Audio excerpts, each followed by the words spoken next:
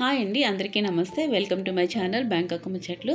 Friends, ఈరోజు ఒక healthy రెసిపీని చూపించబోతున్నాను. ఎవరైతే బరువు తగ్గాలనుకున్న వారు వాళ్ళకి ఈ రెసిపీ యూజ్ అవుతుంది. ఒక కప్పు మినపప్పుకి 1.5 కప్పు జొన్నలను తీసుకుంటున్నాను. మినపప్పు జొన్నల్ని కలిపి నానబెడుతున్నాను. ఎక్కువ క్వాంటిటీ తీసుకున్నప్పుడు మినపప్పు జొన్నల్ని సపరేట్గా నానబెట్టుకొని సపరేట్గా రుబ్బుకున్న తర్వాత కలుపుకోవచ్చు. 1 స్పూన్ మెంతులను కూడా యాడ్ చేయాలి. 2-3 సార్లు బాగా వాష్ చేసిన తర్వాత నానబెట్టుకోవాలి. 8 అవర్స్ అయినా నానబెట్టాలి. జొన్నలు మంచి ప్రోటీన్ ఫుడ్. జొన్నలకున్న హెల్త్ బెనిఫిట్స్ మీ అందరికీ తెలిసినవే. గుండెకి ఎంతో మేలు చేస్తాయి. బ్లడ్ షుగర్ లెవెల్స్ని కంట్రోల్ చేయడమే కాకుండా ఈజీ డైజెషన్ ఫుడ్ జొన్నలు. జొన్నపిండితోటి రొట్టెలే కాకుండా దోశలు కూడా వేసుకోవచ్చు. వెయిట్ లాస్ అవ్వాలనుకునే వాళ్ళు ఈ రెసిపీస్ చాలా యూజ్ అవుతాయి. జొన్నలని మినపప్పుని ఇలాగ రెండింటిని కలిపి 2-3 టైమ్స్ వాష్ చేసుకున్న తర్వాత నానబెట్టుకోవాలి. ఇడ్లీ బ్యాటర్ కానీ దోశ బ్యాటర్ కానీ నేను ఏ రోజుకి ఆ రోజు ఫ్రెష్గా చేసుకుంటాను, అందుకని తక్కువ క్వాంటిటీ తీసుకుంటాను. గ్రైండ్ చేసే ముందు 1 కప్పు అటుకులను కూడా తీసుకోవాలి.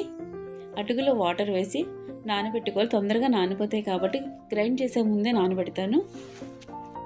అటుకులను కూడా యాడ్ చేసి గ్రైండ్ చేస్తున్నాను. ఫ్రెండ్స్, ఫస్ట్ టైం కనుక నా ఛానల్ చూస్తున్నట్లయితే సబ్స్క్రైబ్ చేసుకోవడం అయితే మర్చిపోవద్దు. ఎప్పుడైనా వీడియో అప్లోడ్ చేసినప్పుడు మీకు నోటిఫికేషన్ వస్తుంది. పక్కన బెల్ సింబల్ అయితే ప్రెస్ చేసుకోవడం మర్చిపోవద్దు. ఇలాంటి మంచి మంచి వీడియోస్ కోసం చూస్తూ ఉండండి నా ఛానల్ని. సరిపడినంత వాటర్ని యాడ్ చేసి బాగా మెత్తగా గ్రైండ్ చేసుకోవాలి. తక్కువ క్వాంటిటీ కాబట్టి మిక్సీ జార్లోనే చేస్తున్నాను. ఎక్కువ క్వాంటిటీ తీసుకుంటే గ్రైండర్లో అయితే బాగా వస్తుంది.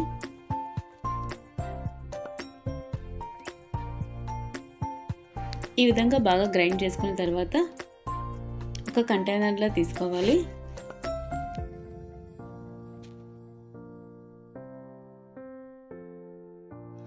పిండిని రాత్రి అంతా పులవనివ్వాలి. అప్పుడే దోశలు బాగా వస్తాయి. సాల్ట్ని యాడ్ చేయటం లేదు. దోశలు వేసే ముందు ఒకసారి బాగా కలుపుకొని సాల్ట్ యాడ్ చేస్తాను.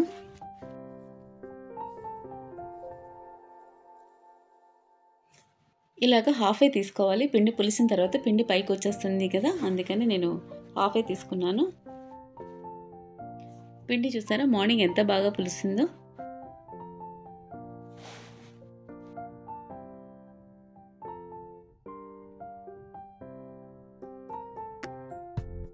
ఇప్పుడు పిండిని అంతా ఒకసారి బాగా కలుపుకోవాలి. వాటర్ అయితే అస్సలు యాడ్ చేయకూడదు, దోశలు పలచగా అయిపోతాయి.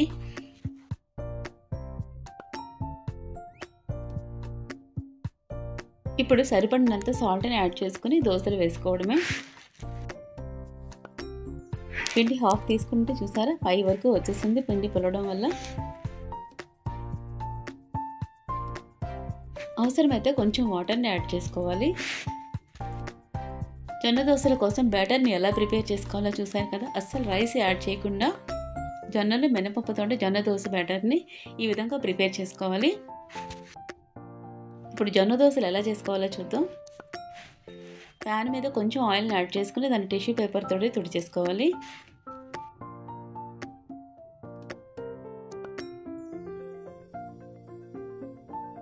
జొన్న దోశలు చాలా టేస్టీగా ఉంటాయి. నార్మల్ దోశలకి జొన్న దోశలకి కొంచెం డిఫరెన్స్ అయితే ఉంటుంది. చాలా టేస్టీగా ఉంటాయి, చాలా సాఫ్ట్గా కూడా ఉంటాయి.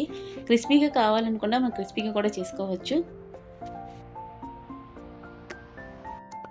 కొంచెం ఆయిల్ని యాడ్ చేసుకోవాలి. నైట్ టైం కూడా తినొచ్చు. జొన్న రొట్టెలే కాకుండా జొన్న దోశలను కూడా తీసుకోవచ్చు. ఈ జొన్న దోశలకు ఒక మంచి చట్నీ కూడా చేసి చూపిస్తాను. ఫస్ట్ టైం చేసేవాళ్ళు కూడా చాలా ఈజీగా చేసుకోవచ్చు.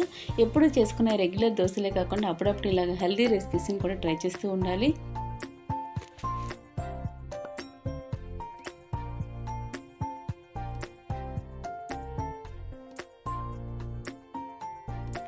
జొన్న దోశలు చాలా సాఫ్ట్గా స్పాంజీలా ఉన్నాయి, చాలా బాగున్నాయి టేస్ట్ అయితే. ఈ దోశల కోసం అయితే చట్నీని ఎలా ప్రిపేర్ చేసుకోవాలో చూద్దాం. పల్లీలు, టమాటోస్, ఆనియన్స్, పచ్చిమిర్చి ఇవన్నిటిని కలిపి నేను చట్నీ చేస్తున్నాను. ఈ కాంబినేషన్ చట్నీ చాలా బాగుంటుంది. ప్యాన్లో కొంచెం ఆయిల్ని యాడ్ చేసుకుని వేయించిన పల్లీలు, కట్ చేసుకున్న టమాటోస్, పచ్చిమిర్చి, ఆనియన్స్ని కూడా యాడ్ చేసుకోవాలి. వీటన్నిటిని కలిపి కుక్ చేసుకోవాలి. ఒక 5 మినిట్స్ వేయించుకుంటే సరిపోతుంది. వెల్లుల్లిపాయలను కూడా యాడ్ చేసుకోవాలి, కొంచెం జీలకర్ర. చల్లారిన తర్వాత మిక్సీ చేసుకోవడమే.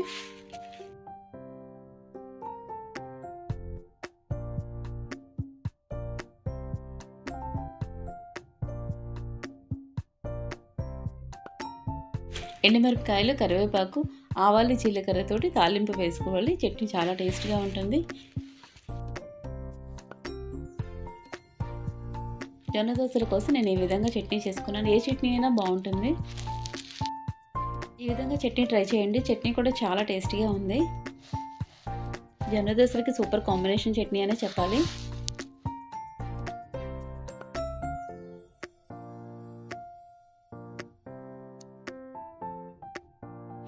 ఈ విధంగా క్రిస్పీగా సాఫ్ట్గా జొన్న దోసలను చేసుకోవచ్చు. అంతేకాకుండా కారం దోసలను కూడా చేసుకోవచ్చు. నేను ఇక్కడ కరివేపాకు, కారపొడి యాడ్ చేసి కారం దోస చేస్తున్నాను. ఇలా కూడా చేసుకుంటే చాలా టేస్టీగా ఉంటుంది. నెయ్యి వేసుకొని కాల్చుకుంటే చాలా యమ్మీగా ఉంటాయి దోసలు. పిల్లలకైతే ఇలా తినడానికి చాలా ఇంట్రెస్ట్ చూపిస్తారు. ఈ విధంగా జొన్న దోసలు, కారపొడి దోసలు, ఆనియన్ దోసలాగా కూడా చేసుకోవచ్చు. అండ్ మనకు నచ్చిన దోసలు వేసుకోవచ్చు. క్రిస్పీ జొన్న దోసల కోసం లో ఫ్లేమ్లోని ఇలాగ దోసలు వేసుకుంటే కరగరలాడుతూ జొన్న దోసలు చాలా టేస్టీగా ఉంటాయి. ఇది guys weight loss recipe, healthy and tasty జొన్న దోసల కోసం బ్యాటర్ని ఎలా ప్రిపేర్ చేసుకోవాలి, దోసలను ఎలా చేసుకోవాలో చూసారు కదా. దాని కాంబినేషన్ చట్నీ కూడా ఆనియన్ టమాటో పల్లీ చట్నీ. ఈ కాంబినేషన్లో చట్నీ సూపర్ టేస్టీగా ఉంటుంది. ఈ దోశలు కూడా చాలా బాగుంది. తప్పకుండా ట్రై చేయండి. జొన్నలు protein and easy digestion food. Blood sugar లెవెల్స్ని కంట్రోల్ చేయడమే కాకుండా ఈజీగా డైజెషన్ అనేది ఉంటుంది. కాబట్టి ఎప్పుడూ చేసుకునే రెగ్యులర్ దోశలే కాకుండా అప్పుడప్పుడు జొన్న దోశలు కూడా ట్రై చేయండి. Thanks for watching.